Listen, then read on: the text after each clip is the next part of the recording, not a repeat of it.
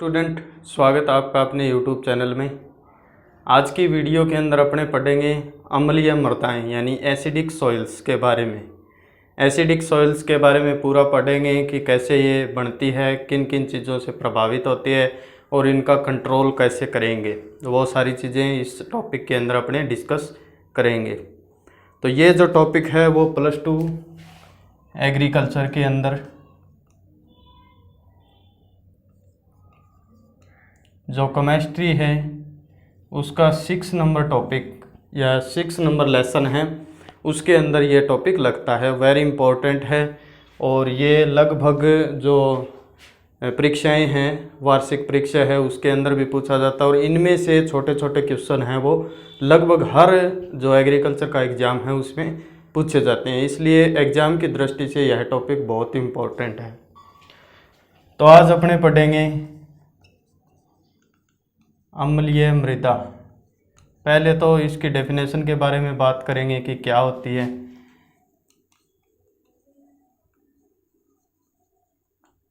फिर इसके बनने के जो कारण हैं, कैसे बनती है, कौन कौन से रीज़न है इसके पीछे। फिर इनके सुधार की विधियों के बारे में पता करेंगे कि इनका सुधार है वो कैसे कर सकते हैं, कौन से केमिकल डालकर इनका सुधार किया जा सकता है, कौन से फर्टिलाइज़र का प्रयोग करें। इस प्रकार से इनके बारे में पढ़ेंगे। उससे पहले मैं आपको एक चीज़ बताना चाहता हूँ।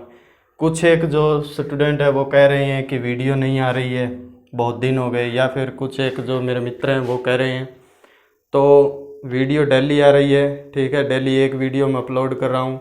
उसके लिए आपको ज़रूरी है कि पहले सब्सक्राइब करना पड़ेगा चैनल को, और ठीक है जो बेल आइकन है उसको दबाना पड़ेगा। ठीक है, बेल आइकन है उसको दबाइए ताकि आपको नोटिफिकेशन पहुंच जाए।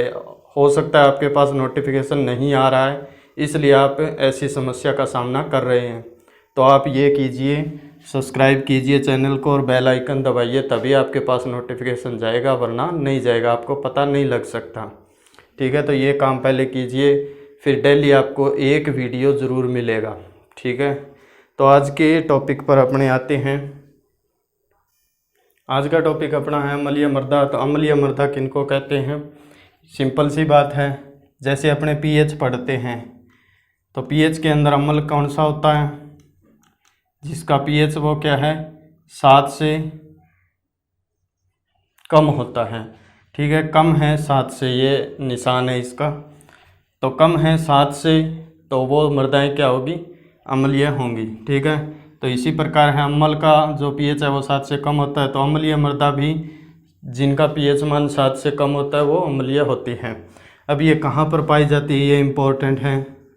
ह्यूमिड क्षेत्र यानी कि आर्द्र क्षेत्रों के अंदर ये पाई जाती है। आर्द्र क्षेत्रों में क्यों पाई जाती है उसका भी रीज़न मैं आपको बता रहा हूँ, क्योंकि जो मैंने पीछे कई बार बता दिया है ये चीज़, यानी कि कले जो है वो नेगेटिव चार्ज लिए हुए होती है, यानी कि जो मृदा कण है वो नेगेटिव चार्ज युक्त होते हैं।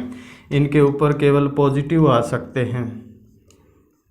ठीक है, इस प्रकार से पॉजिटिव आ सकते हैं। तो जो आर्द्र क्षेत्र होते हैं वहाँ क्या होता है, जल की मात्रा ज़्यादा होती है और लीचिंग के साथ में, और ये जो पॉजिटिव चार्ज वाले जो भी पोषक तत्व हैं या एलिमेंट्स जितने भी हैं वो सारे नीचे आ जाते हैं। इस प्रकार से यहाँ पर इकट्ठे हो जाते हैं और इस कले के अंदर पॉजिटिव चार्ज की कमी आ जाती है। इस प्रकार से फिर यह इनको यानी कि संतृप्त करने के लिए, यानी कि इसके ऊपर नेगेटिव चार्ज है उसको संतृप्त करने के लिए, यानी उतने ही पॉजिटिव चार्ज की आवश्यकता अपने को वहाँ पर पड़ेगी। उसको पूरा करने के लिए यह हाइड्रोजन आयन की मदद लेता है या फिर एल्यूमिनियम आयन A+3 का की हेल्प से क्या हो जाता है, ये संतृप्त हो जाता है। संतृप्त होने के बाद में यहाँ पर H+ आयन की सांद्रता है वो बढ़ जाती है, और जहाँ पर भी H+ आयन की सांद्रता बढ़ती है वो मृदाएं कौन सी होती हैं? अम्लीय मृदाएं हो जाती हैं। ठीक है, तो जहाँ पर H+ आयन की सांद्रता में वृद्धि होती है वो मृदाएं अम्लीय होती हैं, इसलिए यह आर्द्र क्षेत्रों के अंदर पाई जाती है। तो ये तो कॉमन सी बात थी इसके अंदर। आगे अपने पढ़ते हैं कि इसके प्रकार कौन से होते हैं। सेकंड टॉपिक पढ़ते हैं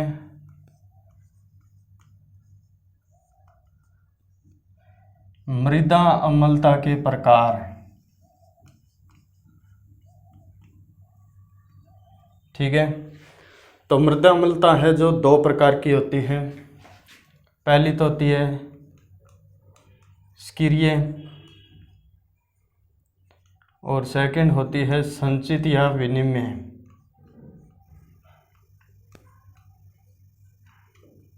ठीक है, ये होती है एक्टिव, ये होती है एक्सचेंज। एक होती है स्कीर्य और एक होती है संचित या विनिमय अम्लता, एक्सचेंज एसिडिटी और एक्टिव एसिडिटी। इस प्रकार से तो स्कीर्य अम्लता क्या होती है उसकी डेफिनेशन के बारे में बात करेंगे। तो स्कीर्य अम्लता के अंदर यानी जो पहले से चीज़ें पड़ी हुई हैं, कहने का मतलब है ये अपने पास मान लो मिट्टी है, इसके अंदर हाइड्रोजन आयन कितने हैं पहले से। ठीक है, ये अपने पास मिट्टी है, इसमें पहले से हाइड्रोजन आयन कितने हैं और उनके द्वारा यहाँ पर अम्लता कितनी बनाई जा रही है। ठीक है, मान लो हाइड्रोजन आयन इसमें पड़े हुए हैं, उनके द्वारा यहाँ पर 5.5 pH की अम्लता बनाई जा रही है। ठीक है, उसको बोलेंगे अपने एक्टिव यानी कि स्कीर्य अम्लता। ठीक है, यानी जो पहले से कितनी वहाँ पर हाइड्रोजन आयन के द्वारा उत्पन्न की जा रही है उस अम्लता को बोलेंगे स्कीर्य यानी कि एक्टिव एसिडिटी। सेकंड है विनिमय अम्लता। विनिमय अम्लता का मतलब ये होता है कि अगर इन मृदा कणों पर, ठीक है, यानी ये अपने पास यहाँ पर है मिट्टी है और इन मृदा कणों पर क्या है कि एक्स्ट्रा रूप में हाइड्रोजन या फिर एल्यूमिनियम आयन आते हैं। ठीक है, तो ये जो पहले से पड़े हुए हैं, मान लो यहाँ तक मिट्टी है, इसमें पहले से पड़े हुए हैं, मान लो यहाँ पर है 50 आयन। ठीक है, 50 पॉजिटिव हाइड्रोजन आयन यहाँ पर हैं, उनके कारण 5.5 pH बन रहा है। अब इसके अंदर मान लो और आते हैं अम्लीय मृदाओं के अंदर, याद रख लेना H+ और Al+3 या फिर Fe+2 की सांद्रता ज़्यादा होती है। ये मान लो और आ गए, और आने से ये मान लो पूरा भर जाता है और यहाँ पर कितने हो जाते हैं, 50 पहले से थे, यानी मान लो 20 और आ गए। 20 और आने से यहाँ का pH जो है वो कम हो जाएगा, यानी जितने आयन्स ये होंगे pH कम हो जाएगा, मान लो 5 pH हो गया। ठीक है, तो कहने का मतलब है स्कीर्य या एक्टिव एसिडिटी क्या होगी, किसी भी मृदा के अंदर उपस्थित हाइड्रोजन आयन के कारण उत्पन्न अम्लता को स्कीर्य अम्लता कहते हैं। और संचित अम्लता यानी कि मृदा कणों द्वारा, ये मृदा कण हैं, मृदा कणों द्वारा अधिशोषित यानी बाहर से बुलाना, यानी अपने ऊपर अधिशोषित करना। यहाँ पर बाहर से आ गए H+ Al+3।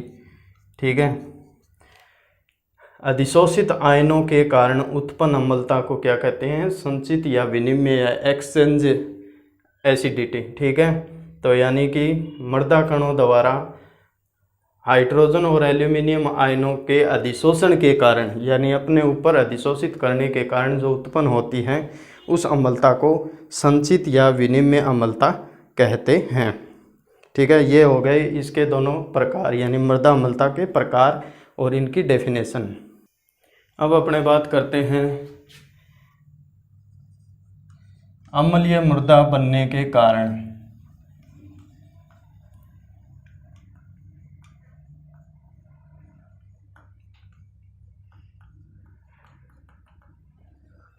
ठीक है, यानी वे कौन कौन से कारण हैं जिनसे मृदा है वो अम्लीय हो जाती है, यानी जिसका pH है वो गिरने लगता है, उन कारणों के बारे में पता करेंगे। ये टॉपिक इम्पॉर्टेंट है, परीक्षाओं में मुख्य रूप से पूछा जाता है और कंपटीशन में भी इनमें से पूछे जाते हैं कि निम्न में से मृदा अम्लीय होने के कारण हैं या निम्न में से नहीं है, कौन सा कारण नहीं है। ठीक है, इस प्रकार के क्वेश्चन पूछे जाते हैं। पहला है पेरेंट मटेरियल यानी कि पैतृक पदार्थ। पैतृक पदार्थ क्या होता है? जिनसे क्या है कि नवनिर्मित मिट्टी का निर्माण होता है।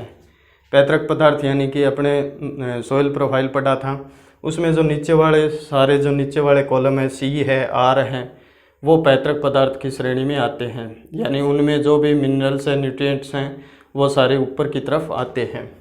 तो वो जैसे होते हैं उसी के अनुसार जो ऊपर वाली नई जो सॉइल है उसका निर्माण होता है। तो कहने का मतलब है पैतृक पदार्थ जिस प्रकृति के होंगे, ठीक है, उसी प्रकृति की जो नई जो मृदा होगी वो उसी प्रकृति की होगी।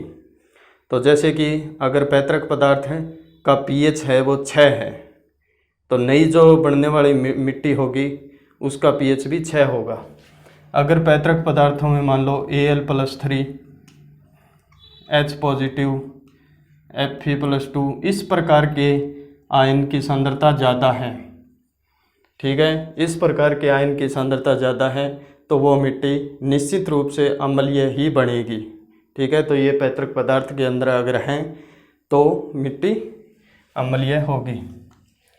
अब ये हो गया पैतृक पदार्थ। अब सेकंड है इसके अंदर, जैसे अपने क्षार का टूटना। क्षार क्या होता है? एक होता है अम्ल, एक होता है क्षार, आपस में उल्टे होते हैं। क्षार का मतलब होता है जिनका पीएच 7 से ज़्यादा होता है, ठीक है। अब किसी मिट्टी का पीएच मान लो 6 है और उसके अंदर मान लो किसी क्षार तत्व की मात्रा ज़्यादा है, ठीक है, जैसे कैल्शियम उसमें ज़्यादा है, तो कैल्शियम की अगर मात्रा अगर इस प्रकार से बढ़ती है तो उसका पीएच भी बढ़ने लगेगा। यानी किसी मान लो किसी भी क्षार तत्व की सांद्रता मिट्टी में बढ़ती है तो पीएच बढ़ेगा और अम्लता घट जाएगी। अब अगर मानकर चलो कि क्षार तत्व जो भी है वो कम हो रहे हैं, क्षार है वो मिट्टी से जा रहे हैं, यानी बेस है वो नष्ट हो रहा है, तो उससे क्या है कि पीएच है वो गिरने लगेगा। ठीक है, क्षार तत्व हैं वो जाने लग रहे हैं, अब उसका कोई कंट्रोल नहीं है, अम्लीय तत्व हैं वो बढ़ रही हैं, तो पीएच है वो गिरने लगेगा, जिससे क्या है कि अम्लता है वो बढ़ेगी। जितना पीएच गिरेगा अम्लता बढ़ेगी, यानी कि पीएच मान लो 5.5 है, उससे 5 हो गया, फिर 4.5 हो गया, 4 हो गया, पीएच है वो गिर रहा है। जैसे जैसे पीएच गिरेगा अम्लता है वो बढ़ेगी। ठीक है, ये चीज़ आपको पता है। आगे इसमें बात करते हैं अपने थर्ड, अम्लीय उर्वरकों का लगातार प्रयोग।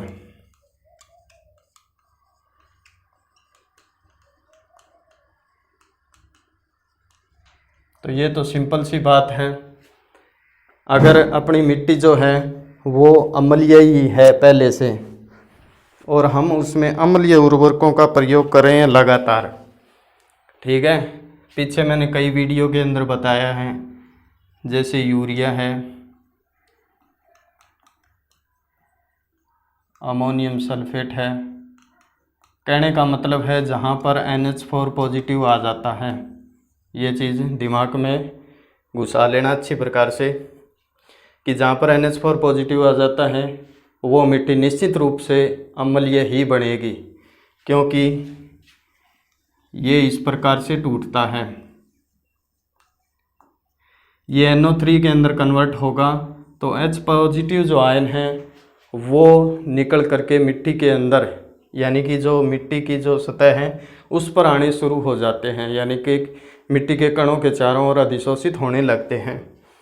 तो मैंने पहले भी बताया था ये चीज़ कि H पॉजिटिव आयन जब ज़्यादा मात्रा में मिट्टी के ऊपर अधिशोषित होंगे तो वो मिट्टी किस प्रकार की हो जाएगी? अम्लीय। ठीक है, तो अम्लीय उर्वरकों के लगातार प्रयोग करने से, यानी इस प्रकार के अपने उर्वरक लगातार प्रयोग करते हैं तो उसमें से ये कारण होगा, यानी H पॉजिटिव आयन की सांद्रता है वो बढ़ने लगेगी और सांद्रता बढ़ेगी तो क्या होगा? मृदा अम्लीय हो जाएगी। ठीक है, अगला है जीवांश पदार्थ।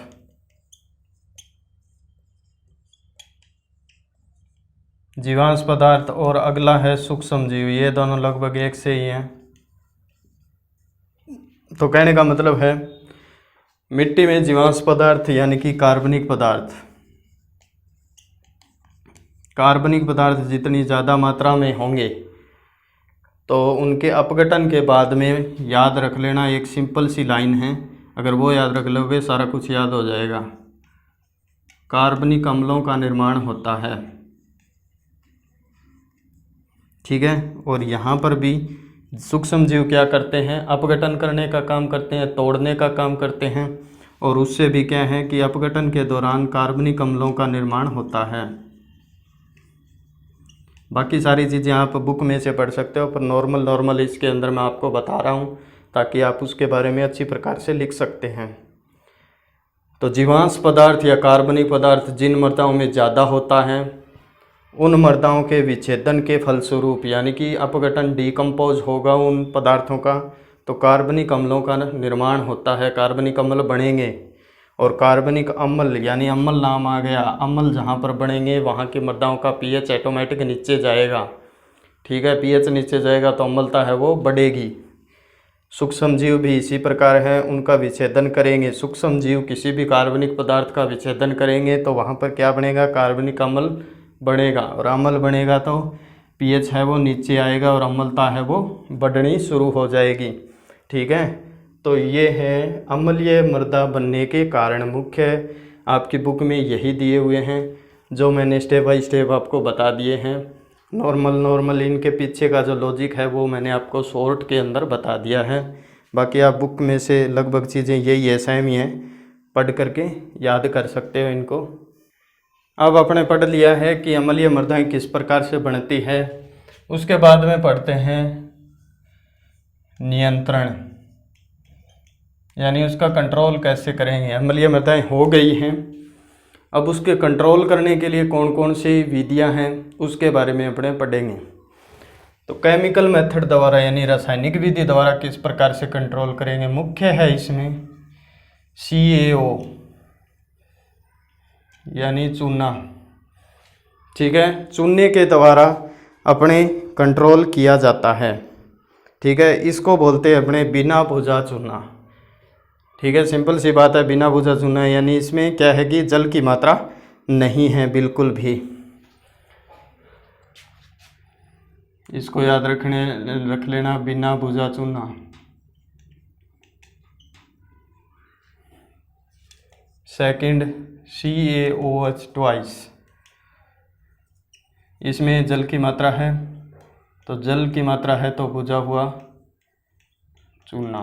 नाम याद रख लेना, बस नाम याद रख लेना, सूत्र याद रख लेना, क्योंकि कई बार पूछ लिया जाता है सीधा बिना बुझे चूने का सूत्र लिखिए, या फिर अम्लीय मृदाओं के सुधार के लिए बुझे हुए चूने का प्रयोग करते हैं, सूत्र लिखिए, या किस का प्रयोग किया जाता है। इस प्रकार से इसमें कुछ क्वेश्चन है वो पूछे जाते हैं। थर्ड है इसमें कैल्शियम कार्बोनेट है,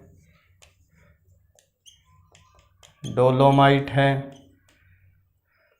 ठीक है। इस प्रकार से आप इसके अंदर याद रख सकते हैं। डोलोमाइट का जो सूत्र है CaMgCO3 की ट्वाइस, ठीक है। इस प्रकार से होगा,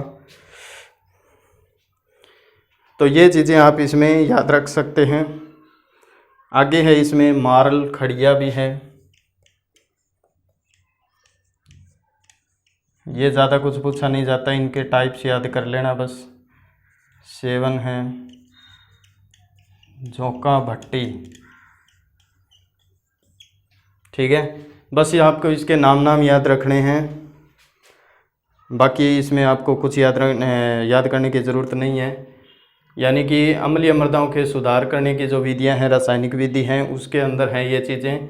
अगर इस प्रकार से मान लो क्वेश्चन पूछा जाता है कि नियंत्रण की विधियां लिखिए, तो आप उसमें लिख सकते हो बिना बुझा चूना और बुझा हुआ चूना, कैल्शियम कार्बोनेट, डोलोमाइट, ठीक है। इनके सूत्र लिख सकते हो, और इनके बारे में थोड़ा बहुत जो आपकी बुक में 1-1, 2-2 लाइन दी हुई है वो आप आसानी से लिख सकते हो, कोई दिक्कत वाली बात नहीं है इसमें। तो अब आगे एक चीज़ मुख्य रूप से पूछी जाती है, वो है इसमें यानी कि अम्लीय मृदाओं में अगर अपने चूने का प्रयोग करते हैं तो वो रिएक्शन किस प्रकार से होगी। तो ये इस प्रकार से अपने यहाँ पर रिएक्शन दी हुई है, कुछ मैंने लिखी है। तो कहने का मतलब है जो मैंने पीछे आपको कंट्रोल करने के तरीके बताए थे, यानी कि ये है बुझे हुए चूने के साथ में रिएक्शन, और ये है कैल्शियम बाइकार्बोनेट, कैल्शियम कार्बोनेट, और ये डोलोमाइट के साथ में रिएक्शन है। ठीक है, अगर अपने कहने का मतलब है भूमि में इन चीज़ों का प्रयोग करते हैं तो ये किस प्रकार से रिएक्शन करता है। ये चीज़ें मैंने जल्दी में लिखी है, शायद आपके समझ में आ जाएगी, इसमें कोई दिक्कत वाली बात नहीं है, सिंपल है। तो कहने का मतलब है ये कले है, और कले के ऊपर क्या है, हाइड्रोजन आयन अधिशोषित हैं। हाइड्रोजन आयन अधिशोषित होने का मतलब यही है कि वो मृदा है वो अम्लीय है। ठीक है, ये स्पष्ट इसमें दिख रहा है। तो हाइड्रोजन आयन अधिशोषित है, मृदा अम्लीय है, यहाँ तक अम्लीय है। ठीक है, ये चीज़ आप समझ लेना, इसको समझना है, लिखने वाली कोई बात नहीं है, समझ में आ जाएगी तो आप थ्योरी आराम से लिख सकते हो। ये कैल्शियम बुझा हुआ चूना है। ठीक है, जल की मात्रा है इसमें, और आगे अब रिएक्शन होगी तो उसके थ्रू क्या होगा कि ये जो हाइड्रोजन आयन है वो प्रतिस्थापित होकर के वहाँ पर कैल्शियम आयन आ जाएंगे। ठीक है, यहाँ पर क्या थे, पहले हाइड्रोजन आयन थे 2, तो ये जो कैल्शियम है वो यहाँ पर आ जाएगा, और जो हाइड्रोजन है वो बाहर निकल जाएंगे, यानी जल के अणु के साथ में। ठीक है, तो कैल्शियम आ जाएगा, तो उससे क्या होगा, कैल्शियम मुख्य रूप से जिन मृदाओं में क्या है कि क्षारीय मृदाओं के अंदर यह पाया जाता है, पीएच को बढ़ाने का काम करता है। याद रख लेना, कैल्शियम जो है वो पीएच को बढ़ाने का काम करता है, और हाइड्रोजन जो है वो पीएच को घटाने का काम करता है। तो ये चीज़ दिमाग में अच्छी प्रकार से याद कर लेना।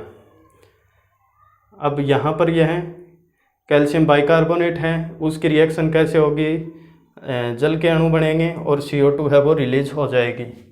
आगे इसी प्रकार है कैल्शियम कार्बोनेट है, कैल्शियम अणु है वो प्रतिस्थापित होकर के कले के ऊपर यानी कि मृदा कणों पर अधिशोषित हो जाएंगे, जिससे मृदा है वो अम्लीय होने से बच जाएगी, यानी कि पीएच उसका बढ़ने लगेगा। आगे इसी प्रकार डोलोमाइट है, तो ये यहाँ पर कैल्शियम है, और जो मैग्नीशियम है वो भी यहाँ पर अधिशोषित होने लगता है धीरे धीरे, यानी एक प्रतिस्थापी के रूप में होता है। अगर कैल्शियम नहीं आएगा तो कुछ मात्रा में मैग्नीशियम आ सकता है, वरना ये ऐसे ही मिट्टी के अंदर पड़ा रहेगा। ठीक है, तो ये कुछ रिएक्शन हैं जैसे कंट्रोल करने की। अब ये रिएक्शन आपको कहाँ पर रखनी है, जैसे मैंने कुछ उपाय बताए थे पहले नियंत्रण के, यानी कि डोलोमाइट से अपने उसमें कंट्रोल करते हैं, तो वहाँ पर ये रिएक्शन आप लिख सकते हो कि इस प्रकार से अम्लीय मृदाओं का सुधार है वो किया जाता है। ठीक है, तो अब अम्लीय मृदाओं का सुधार तक ये चीज़ें हो गई हैं लगभग, इसमें सारा टॉपिक ये हो गया है क्लियर। तो आज की वीडियो के अंदर इतना ही, वीडियो काफ़ी लंबी हो जाएगी।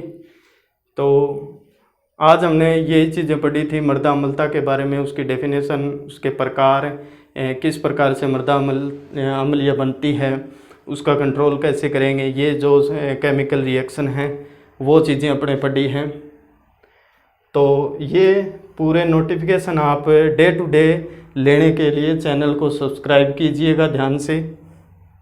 ठीक है, और बेल आइकन को दबा कर रखिए, यानी बेल आइकन को प्रेस करके रख दीजिएगा, एक बार ही करना है, जिससे क्या है कि नोटिफिकेशन आप तक समय के साथ पहुंच जाए। ठीक है, तो आज की वीडियो में इतना ही, धन्यवाद।